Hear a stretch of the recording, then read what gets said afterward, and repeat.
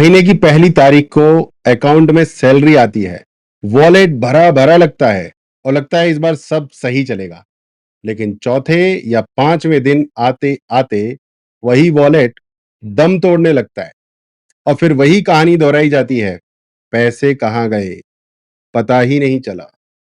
अगर ये सिलसिला आपके साथ हर महीने हो रहा है तो सारा दोष सिर्फ महंगाई पर मत डालिए। कुछ आदतें भी हैं जो चुपके से गरीबी को आपके घर का पता बता रही हैं। आज हम इनमें से 5 आदतों की जड़ तक जाएंगे और ये भी देखेंगे कि इनसे छुटकारा पाना उतना भी मुश्किल नहीं जितना हमें लगता है। मैंने भी वो दौर देखा है। सैलरी आते ही पार्टी, शॉपिंग, ईएमआई का ऐसा तूफान आता था कि महीने की 10 तारीख तक आधा अकाउंट खाली और महीने के आखिर में मैगी के पैकेट से 2-2 बार काम चलाना पड़ता था। वो एक शर्मिंदगी और मजबूरी का एहसास था जिसने मुझे जगाया। जब ये समझ में आया सिर्फ कमाना काफी नहीं, कमाए हुए पैसे को संभालना और बढ़ाना असली खेल है। कमाए हुए पैसे को संभालना और बढ़ाना असली खेल है। तब जाकर मेरी कहानी पटरी पर आई। तो चलिए, मेरे सीखे हुए सबक शायद आपके काम आ जाएं। पहली आदत, बजट को दुश्मन समझना। अरे बजट तो सरकार बनाती है, मैं क्यों बनाऊं? अपनी जिंदगी है, हिसाब किताब से थोड़ी जिएंगे। अगर ये आपकी भी सोच है तो पहली और सबसे बड़ी गलती मिल गई है। बिना बजट के पैसा ऐसे उड़ता है जैसे तेज पंख के नीचे रखे कागज के नोट। तेज पंखा चलाओ, कागज के नोट उड़ जाएंगे। पैसा आता है और कहां जाता है इसका कोई हिसाब नहीं रहता है। मैंने एक बहुत ही सिंपल रूल से शुरुआत की, 50-30-20 का नियम। अपनी महीने की इनकम का 50% जरूरतों पर, जैसे घर का किराया, राशन, बिजली, पानी का बिल, लोन की ईएमआई, ये 50%। 30% अपनी चाहतों पर, जैसे बाहर का खाना, घूमना फिरना, शॉपिंग, नेटफ्लिक्स आदि आदि। और सबसे जरूरी 20% बचत और इन्वेस्टमेंट, जैसे इमरजेंसी फंड, एसआईपी और कोई सेविंग स्कीम। पहले महीने में लगा कि ये किसी बंधन जैसा है, लेकिन दूसरे ही महीने में एहसास हुआ कि ये बंधन नहीं बल्कि मेरे पैसों को बूस्ट दे रहा है। बूस्ट, मेरा पैसा बढ़ रहा है। ये आपकी कमाई का रोड मैप है भाई, जेल नहीं है। और दूसरी आदत, बड़े नाम और स्टेटस का महंगा जाल। कॉफी का एक कप एक टपरी पर 20 रुपए का भी मिलता है और एक फैंसी कैफे में 350 का भी। शायद में स्वाद में थोड़ा बहुत जमीन आसमान का फर्क तो नहीं होगा, थोड़ा बहुत ही फर्क होगा, लेकिन हम अक्सर वही चुनते हैं जो स्टेटस दिखाए। यही जाल है। फोन, कपड़े, गाड़ियां, सब पर यही लागू होता है। ब्रांड आपको सामान से ज्यादा एक एहसास बेचता है और उस एहसास की कीमत आपको गाड़ी कमाई से वसूली जाती है।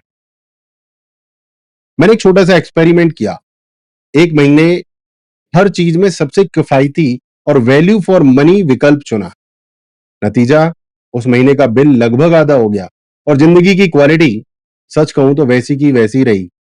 हल्की फुल्की इंप्रूव हुई। अगली बार जब भी कोई महंगी चीज खरीदो आप, तो उसका प्राइस टैग को देखकर खुद से सिर्फ एक सवाल पूछो, क्या मैं ये चीज इसकी क्वालिटी के लिए खरीद रहा हूं या सिर्फ दिखावे के लिए? अगर आप क्वालिटी के लिए खरीद रहे हैं तो खरीद लीजिए, और दिखावे के लिए खरीद रहे हैं तो तुरंत नो बोलिए खुद को। जवाब ईमानदारी से चाहिए, आपकी बचत 100% होने वाली है। और तीसरी आदत, कल से बचाएंगे वाला जानलेवा आलस। अभी तो सैलरी बहुत कम है, जब प्रमोशन होगा, इनकम बढ़ेगी, तब बचाना शुरू करेंगे। ये शायद सबसे महंगा और सबसे खतरनाक झूठ है जो हम खुद से बोलते रहते हैं। कंपाउंडिंग की ताकत देरी करने वालों को सजा देती है। मेरा एक दोस्त है जिसने 25 की उम्र में 5,000 की मंथली एसआईपी शुरू की। मैंने वही काम 30 की उम्र में शुरू किया, सिर्फ 5 साल बाद। जब हम दोनों 60 की उम्र में रिटायर होंगे तो 12% की अनुमानित रिटर्न पर मेरे दोस्त का जो कॉर्पस होगा वो होगा 3.25 करोड़ रुपए, जबकि मेरा होगा सिर्फ 2.25 करोड़ रुपए। 5 साल की देरी ने 1.5 करोड़ रुपए से ज्यादा का नुकसान कर दिया। 5 साल की देरी ने 1.5 करोड़ रुपए। इसका तोड़ एक ही है, अपनी सिप या बचत को एक और बिल समझिए। जैसे आप बिजली या फोन का बिल भरते हैं, वैसे ही महीने की पहली तारीख को ये बचत का बिल भर दीजिए। अपने बैंक अकाउंट में ऑटो डेबिट या ऑटो स्वीप सुविधा चालू कर दीजिए।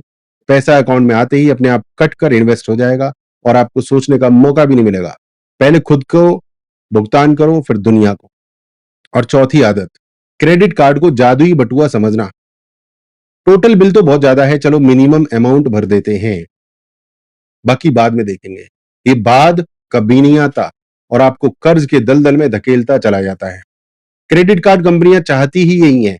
उस मिनिमम पेमेंट के बाद बची हुई रकम पर हर महीने 3 से 4% का ब्याज लगता है, तो सालाना 36% से 40% से भी ज्यादा हो जाता है। ये एक ऐसा जाल है जिसमें आप सिर्फ ब्याज चुकाते रहते हैं और असली रकम वहीं की वहीं खड़ी रहती है। मैंने एक सख्त नियम बनाया, क्रेडिट कार्ड को डेबिट कार्ड की तरह इस्तेमाल करो, यानी उतना ही खर्च करो जितना आप महीने के अंत में पूरा चुका सकते हो। जब तक पूरी रकम चुकाने की आदत मजबूत ना हो जाए, क्रेडिट कार्ड को घर पर ही छोड़कर जाना बेहतर है। रिवॉर्ड पॉइंट्स का लालच ब्याज की आग के सामने कुछ भी नहीं है। पांचवी आदत, खुद को बेहतर बनाने पर खर्च ना करना। ये कोर्स तो बहुत महंगा है, छोड़ो, यूट्यूब से ही काम चला लेंगे। ये सोच आपको वहीं रोक देती है जहां आप हैं। आपकी सबसे बड़ी संपत्ति आपकी कमाई करने की क्षमता है और उस क्षमता को बढ़ाने का सबसे बड़ा निवेश है अपने अंदर निवेश करना, सीखने में निवेश करना। मैंने 2020 में अपनी स्किल्स को बढ़ाने के लिए 12,000 का एक ऑनलाइन कोर्स किया, एक 1.5 लाख रुपए का किया, एडवांस्ड एक्सेल, पाइथन का कोर्स, डिजिटल कोचिंग का कोर्स, कंटेंट राइटिंग का कोर्स, वीडियो एडिटिंग का कोर्स। ये सारे कोर्स की वजह से मैं अपने काम को घंटों पहले खत्म करने लगा। 6 महीने के अंदर मेरे काम की क्वालिटी देखकर मुझे कंपनी ने 1 लाख का परफॉर्मेंस बोनस मिला। 12,000 का जो इन्वेस्टमेंट था छोटे से कोर्स में, मुझे लगभग 10 गुना रिटर्न दे गया। आज मैं अपनी कोचिंग का सीबीएस सुदर्शन का 2.5 लाख रुपए चार्ज करता हूँ। 2.5 लाख, अगर 10 एडमिशन भी होते हैं तो 25 लाख। सुदर्शन का क्वांटम की फीस है 12 लाख, अगर 10 एडमिशन भी होते हैं तो 1.25 करोड़। तेजस्वी की फीस है 10,000, अगर 100 एडमिशन भी होते हैं तो आप समझ जाओ कहां जा रही है गाड़ी। ये हुआ सिर्फ सीखने की वजह से संभव। हर साल अपने बजट में एक नई स्किल सीखने के लिए पैसा जरूर अलग रखिए, चाहे वो कोई नई भाषा हो, डिजिटल मार्केटिंग हो या कोई सर्टिफिकेशन हो। सीखना एक ऐसा निवेश है जो कभी डूबता नहीं है। आपने 6-7 हजार के जूते खरीदे, वो कुछ दिन बाद पुराने हो जाएंगे, खत्म हो जाएंगे, जीरो हो जाएंगे।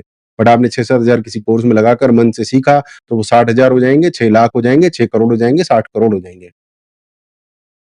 आप जो सीखते हो उसका रिटर्न आपकी सैलरी स्लिप में और आपके बैंक अकाउंट में जरूर दिखता है। तो दोस्तों, ये थी 5 आदतें। बजट ना बनाना, ब्रांड के पीछे भागना, बजट जो बचत को टालना, क्रेडिट कार्ड को गलत इस्तेमाल करना और अपनी स्किल्स पर इन्वेस्ट ना करना। ये आदतें दीमक की तरह आपकी मेहनत की कमाई को धीरे-धीरे खा जाती हैं। याद रखिए, अमीर बनना रॉकेट साइंस नहीं है, बल्कि अच्छी आदतों का नतीजा है। आज ही इनमें से किसी एक आदत को बदलने का फैसला लीजिए, सिर्फ एक, क्योंकि हजारों मील का सफर भी एक कदम से ही शुरू होता है।